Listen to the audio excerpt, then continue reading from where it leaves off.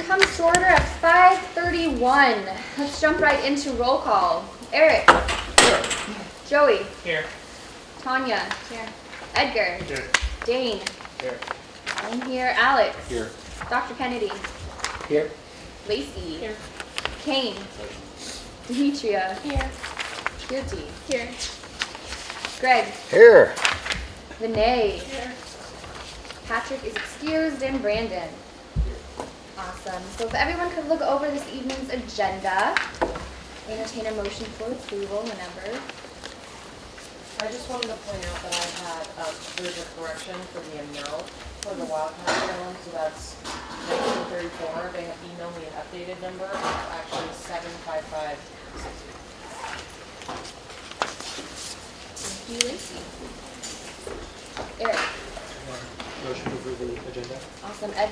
Eric moves, Edgar seconds. Is there any discussion? Seeing none, all those in favor of approval? All those opposed? All those abstaining? With that, the motion passes. All right, if everyone could look over the minutes from last week. Entertain a motion to approve whenever. Eric moves. Kane seconds. Is there any discussion? Seeing none, all those in favor of approving last meeting's minutes? All those opposed? Any abstaining? With that, the motion passes. Now we'll go right into reports. I don't have any this evening.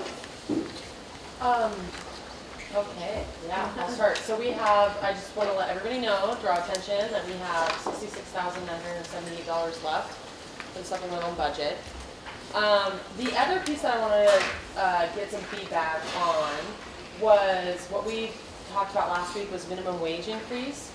And so, you know, the professional staff is one thing, it's a little bit easier to calculate that, but I wanted to get the feedback from the committee for the student wage increase. So there are a lot of areas that we have base funding that pay for student wages, and they're pretty detailed. So some positions might be paid with a lead hourly rate, and then others are at minimum wage. And so we really need that to be reported from either the budget owners or the directors of whoever oversees those budgets. So I just did a basic form, and this is not this is circuit counting, but this is just a test, okay? So don't think about the numbers. But my thought was maybe to have the directors fill this form out and have it submitted to you guys as a committee, and then we can review it. You know, and I was kind of thinking maybe the first week back from spring quarter. And that way, if you guys said approve for all these departments, you could, or if you said, hey, I want to have more information from Circuit County, can they come and do a presentation about what this minimum wage impact is?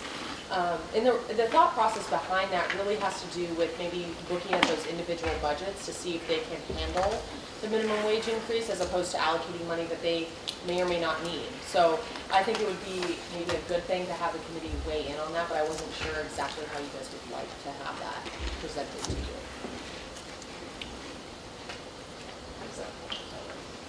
So the form will say, okay, well, I'm increasing $1,500. And at that point, we would be in a committee and we would review all of these, but then you would be able to see my annual report, which would show you that Circuit County, for example, we do have a fund balance. So I use this as an example to show you that most likely I will not be coming and asking for funds because at this point.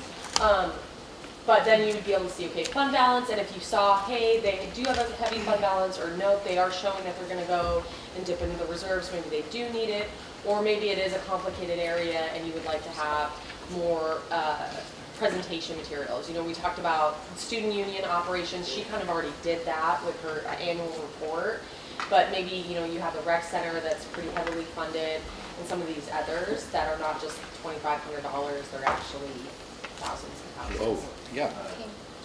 Is there a motion to have a 5-minute recess? Yeah. Kane moves, Tanya seconds. Is there any discussion? Seeing none, all those in favor of a 5-minute recess? All those opposed? All those abstaining? And with that, the motion passes, and we will see you all back here at 5:43. All right, let's go ahead and call this meeting back to order. Lacey, do you have any further reports? Oh, so to go back, really what I want to know is how you guys would like to vote on minimum wage.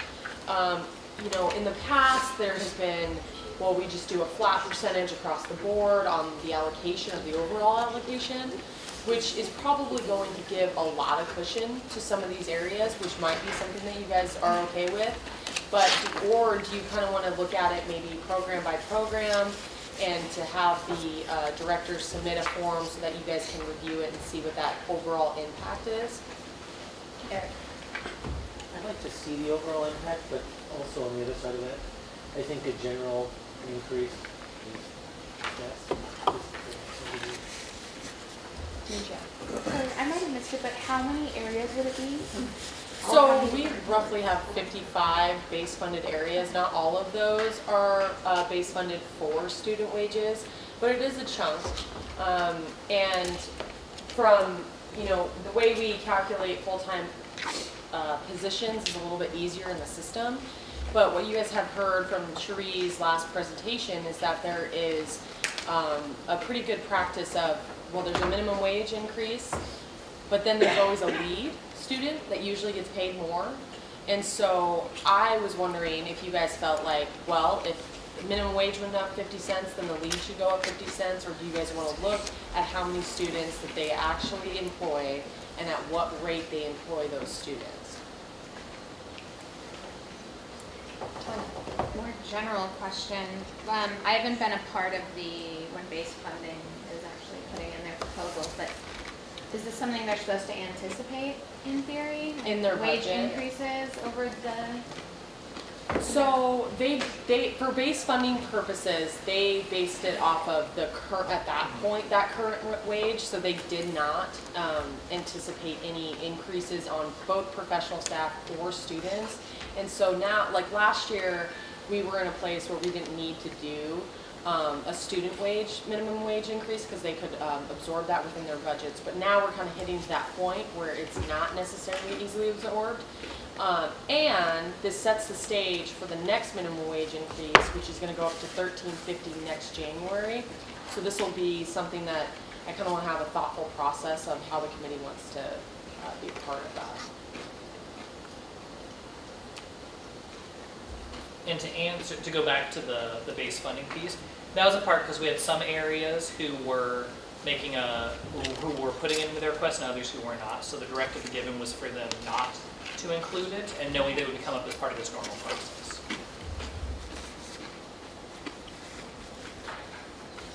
Okay. Would it be possible that we have them submit something like this to show their potential impact, and then that way Lacey, you could look at it, if you see anything that might stand out for the committee, be a significant impact towards the budget, if you could have that conversation if it might be necessary. Eric?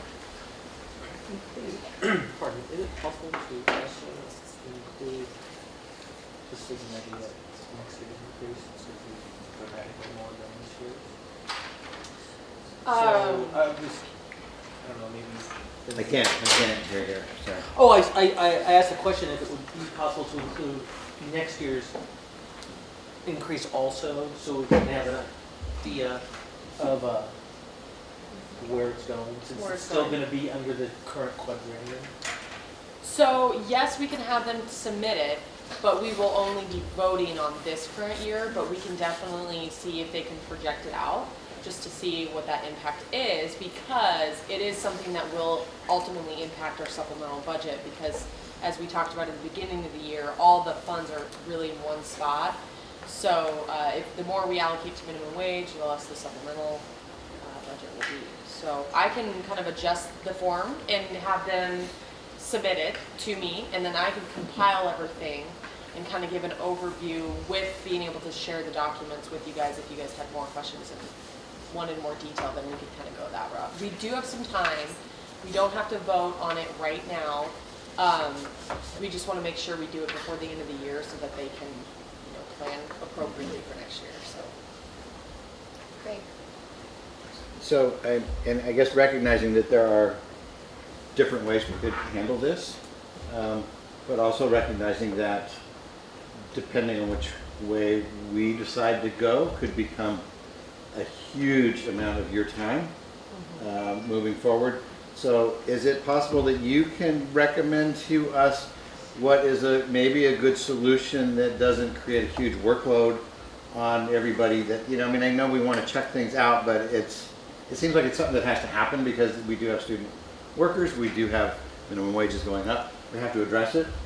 And maybe there's a simple way to do it versus getting really complicated with several proposals and other things. So just maybe, I'd be interested in just hearing your opinion on it. In my opinion, this area has quite a few student employees.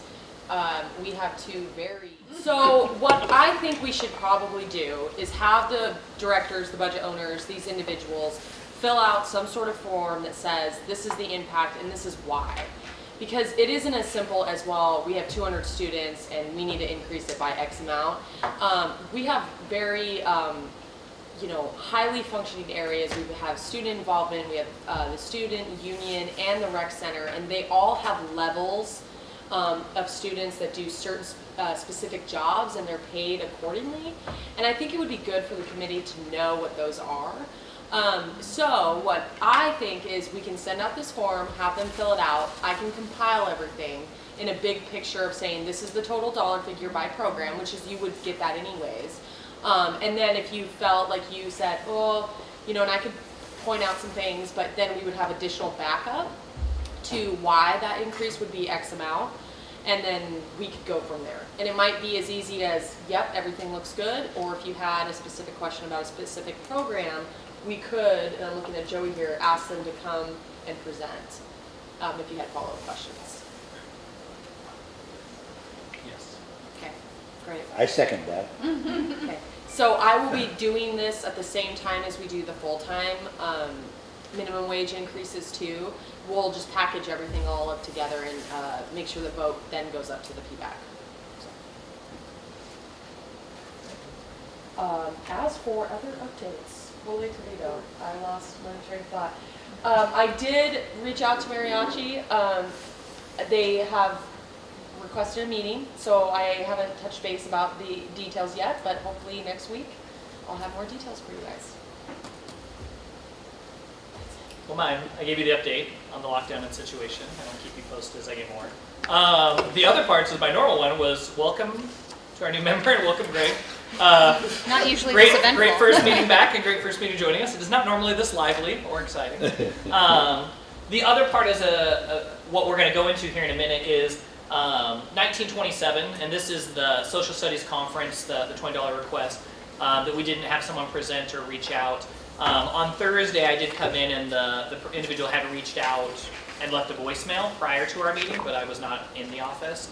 And I spoke with her. And so one, I will give you an update on this, and then also I've shared that I'll share the concerns presented. The individual, I can't remember the name, Rachel, I believe, is a West Side student. And so there's a number of concerns that were presented by them feeling that the S&A process in general is not as available or is in some way biased or restricts students on the West Side. And so we did have some conversations that we do receive reports.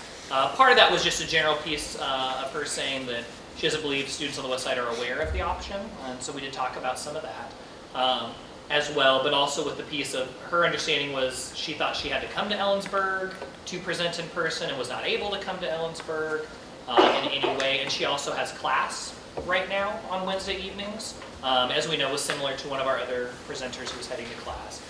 So did share that she would like me to share this and bring it before the committee. I said it would still be up to you all to decide at this point, but that she would be unable to attend on that, but does have quite a bit of concerns about how West Side students are represented with money and the funding and those other pieces as it comes up. So I want to share that with the committee, just so you all are aware. So we are going to come up in terms of the follow-up. It'll be up to you all in terms of what we choose to do. I do know that last week's meeting we chose not to move forward with anything, and again, that can still, it's up to you all in the decision you make. But knowing that we did get information prior to the meeting, it just did not get to us prior to the meeting. The student did reach out. I want to give you all the opportunity. Is it Is it possible to, and I know this is obviously through people volunteering, but to find students that could be on S&A from remotely coming in? Yes. And that's key. And just to answer, we have had students in the past, and that is one of the things we reach out, but I think in the 6 years I've been on here, we've had 2 students who have joined us via distance during that time period. But I don't know in terms of the amount that we typically get from the west side who apply to committees. I'm looking at Kate on that one. None that I'm aware. Yeah. But it is an open option. It's also Okay. kind of a function of the CWU being centered here. While I would love to visit the west side as many times as I can, so maybe in the future there's room for expanding that somehow. And I'm not expecting to order, but is there a way to do an advertising thing that says, you're going to these events, and it's benefiting you, growth, you're bringing information back to fellow students.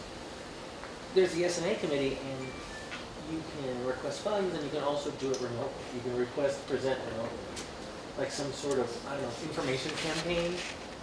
So students on the centers from, whether it's Yakima or Des Moines, know that option is there. Because I know there's students here on campus that don't even know about S&A here. I'd like to just remind everybody that just like Jeff Rosenberry is a student involvement director or executive director, here on campus we also have an associate director of student involvement for the West Side, and they are S&A base funded. So it might be something to connect with that individual and see if there is a way to bridge with that department. This is about the mariachi. The $67,000 that we have left, is that including their allocated funds? So That is. Okay.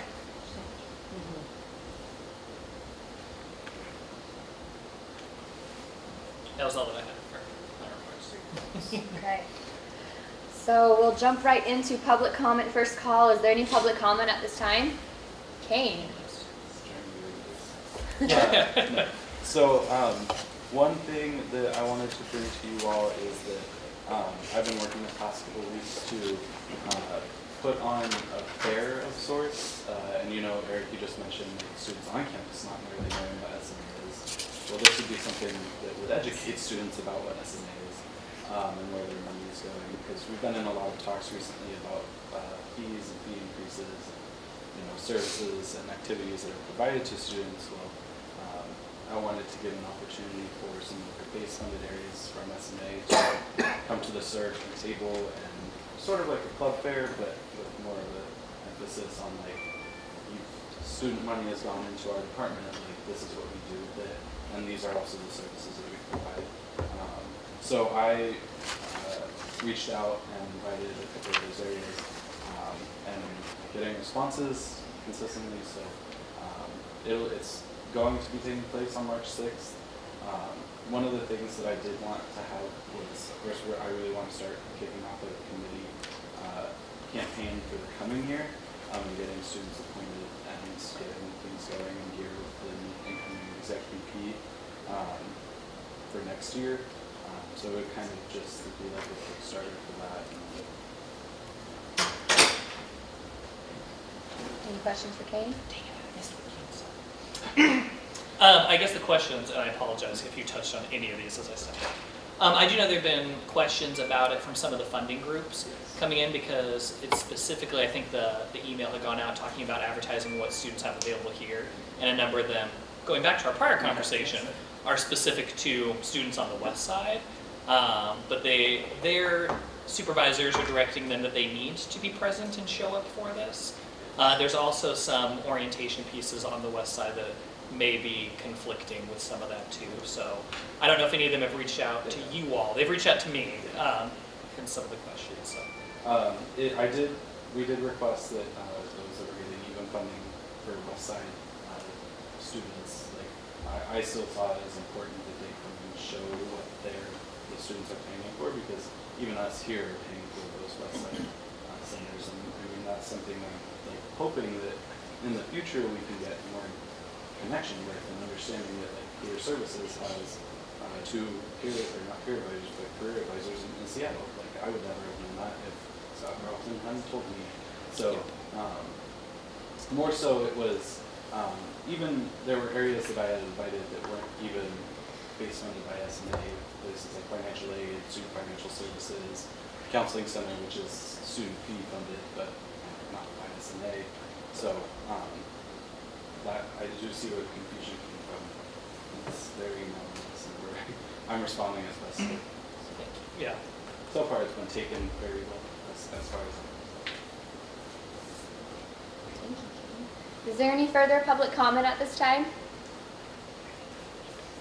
All right, seeing none, we'll jump right into old business, subsection A, supplemental funding request follow-up with request 1927.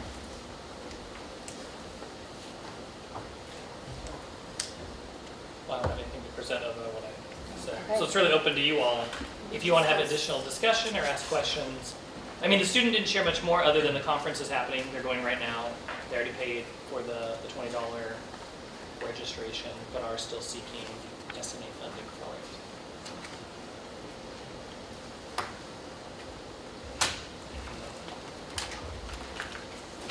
Is there any discussion? So I'm trying to answer questions the best I can, but yeah. Given the new information this person has about how they don't have to physically be there, was there any sort of inclination to then put something together or Skype, or was it like The response back doing was this? still some concern because the fact they stated they have class and felt that this was not beneficial. Again, stating that students on the west side, they felt, especially in their cohort and their education, that their classes are Wednesday evenings, and so the meetings aren't conducive for that.